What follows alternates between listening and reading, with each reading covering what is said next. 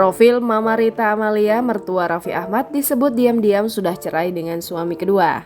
Isu perceraian menimpa mertua Raffi Ahmad, yakni Rita Amalia. Ibu kandung Nagita Slavina ini disebut telah mengakhiri pernikahannya dengan pengusaha Basuki Wijayakusuma. Mama Rita diisukan diam-diam telah bercerai dengan sang suami yang dinikahinya pada tahun 2017 lalu. Berawal dari celetukan Raffi Ahmad bersama sang mertua di YouTube Rans Entertainment sekitar 3 hari yang lalu, dilansir pada Senin 4 Oktober 2021. Berikut ini profil Rita Amalia. Rita Amalia Beta memiliki nama Rita Amalia. Ia dilahirkan di kota Yogyakarta, daerah istimewa pada tanggal 6 April 1962, tapi memiliki darah Minang. Tahun aktifnya 1993 hingga sekarang.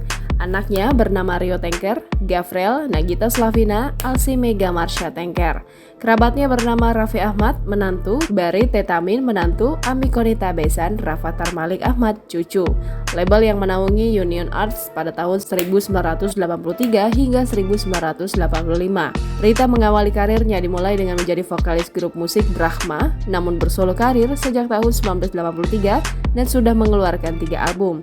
Rita juga berhasil memproduksi serial televisi berjudul Di Sini Ada Setan The Movie pada tahun 2004 dan Persahabatan Bagi Kepompong tahun 2021.